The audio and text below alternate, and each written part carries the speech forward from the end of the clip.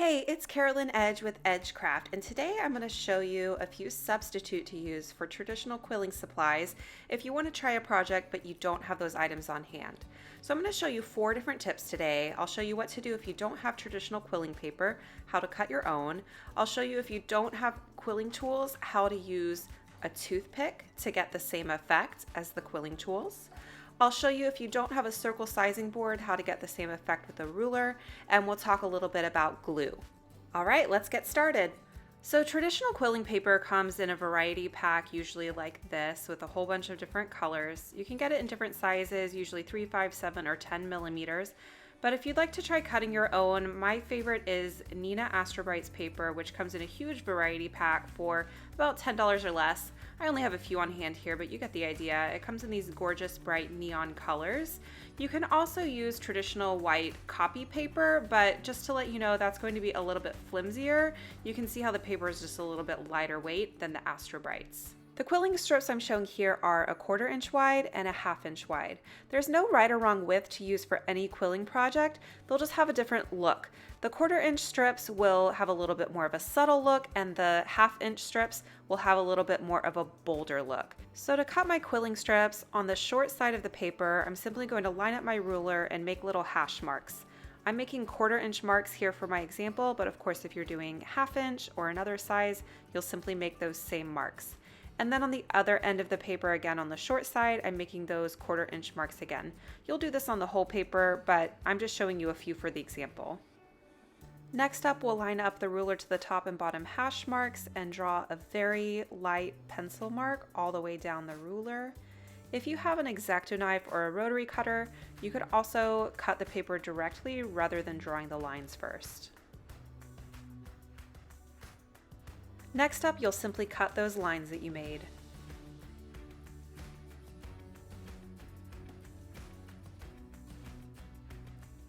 And there is our 1/4 inch strip, and you'll just repeat all the way down the width of your paper. All right, now that we have our quilling paper cut, let's talk about tools. If you don't yet have quilling tools, I'll show you how you can use a toothpick instead. First of all, you want to get the kind that says round toothpicks. You'll find that some are square and they have hard edges all around, but that's no good. You want to get the kind that's round. These are the 2 basic quilling tools that you'll use for most projects. This is the needle tool, which as you can see, it looks like a needle. And this one is the slotted tool. It has a slot in the middle for the paper to slide through, but it does have some limitations. Like I'll show you with this 1/2 inch strip, you can see that it's not quite big enough for this paper.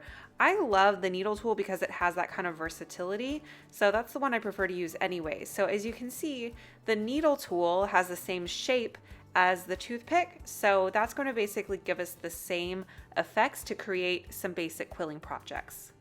So let's start to roll a strip and I'll show you how we do paper quilling with the toothpick. So first I like to soften my paper by running it between my finger and the toothpick. This starts to soften the fibers of the paper, and as you can see, it's already starting to curl, kind of like curling ribbon. That just kind of gets the paper working on our team and starting to curl. Now we're going to curl the whole strip of paper by placing the toothpick at the end of the strip. I usually get kind of close and then just sort of back into it by rolling in reverse until the toothpick is right at the edge of the strip. And then you're just going to start to slowly roll the paper. Once you get started, sometimes I'll roll it back and forth a few times. You want to make sure you have a really nice round center. Again, that's why we want the round toothpicks, not the square. And then I find that once I have that nice round center started, again, that's really important, I will find that the toothpick just kind of slips off, and it's easier at this point for me to roll with my hands. I like to do it this way too because I can use my other hand to guide it, which will prevent the coil from kind of vortexing out into like a tornado. Now we've rolled our entire strip into what's called a tight coil. Now you can see that the needle tool is obviously smaller than the toothpick, so you might notice there's a pretty big hole in the middle, but that's okay because if you're using only the toothpick, all of your shapes will be the same and they'll look uniform. Let's roll another one. So again, we're softening the fibers of the paper by running it between the toothpick and my finger, and then finding the very edge of the strip. Again, I usually get kind of close and then kind of back into it and start rolling the paper. Again, rolling back and forth really helps get that center coil started. And then usually I find that once I'm starting, I take off the toothpick and roll the rest by hand.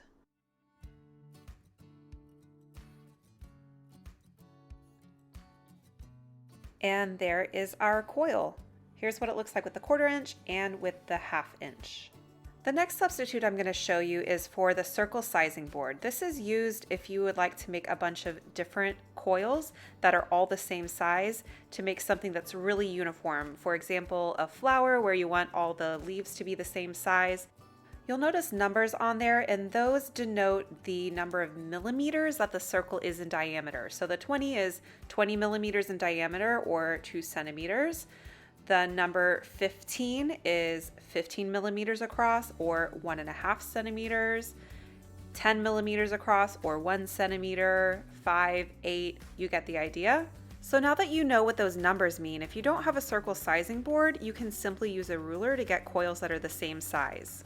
Find the centimeter side, and so to match the number 15 on the circle sizing board, we're looking for 15 millimeters or 1.5 centimeters. So you're just going to let the coil relax on there, and you see it doesn't quite loosen up to 15 millimeters, but we'll loosen it by re-rolling it.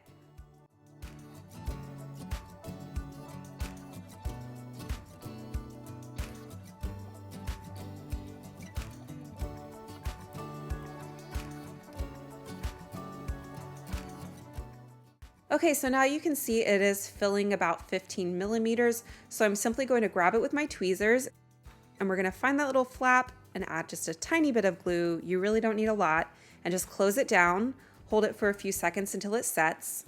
The shape we have now is called a closed coil. So if you don't have a circle sizing board, you really only need to measure the first one to 15 millimeters, and then we're going to measure the others against that one using it as our happy little example.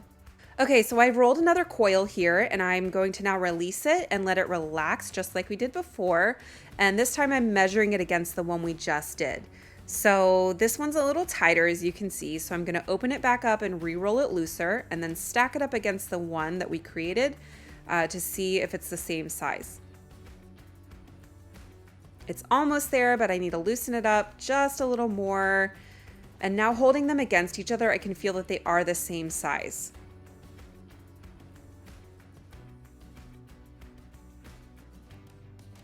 So now I'm going to glue the seam down on this one.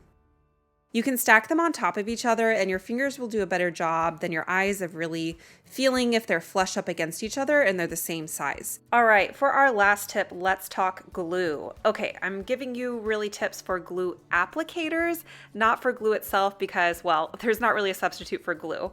Okay, with that said, my go-to is Aleene's Tacky Glue, and I usually keep it in a needle tip bottle like this. Just a quick note that if you do keep tacky glue in a bottle like this, it is a little bit too thick for it, so you'll need to add a few drops of water and really shake it up good, and then you'll be good to go. If what you have on hand is Elmer's or really any other liquid glue, that's totally fine too. Just note that Elmer's is a little thinner than tacky glue, so you'll just want to use it sparingly so that it doesn't warp your backing. So first I'm showing you how I use my needle tip bottle. It's great because it really only releases just a little bit of glue. The less glue, the better with quilling. So I'm just closing down this coil here, and if you don't have that needle tip applicator, you can simply put a little bit of glue on a paper plate with a different toothpick than you use to roll, because you don't want to get glue all over the ones you're using to roll your paper with. You can simply apply just a teeny bit on that seam and close it down. The next tip I'll share with you is about flat surfaces that you need. You need something flat to spread your glue on that you can dip your pieces in to glue them onto your backing. I love to use these plastic sheets because they are reusable. The glue dries and it just peels right off, which is a little satisfying if you ask me. This is just a random sheet of plexiglass. I'll also use these more flimsy plastic sheets that I think are old school transparencies, you know, from overhead projectors.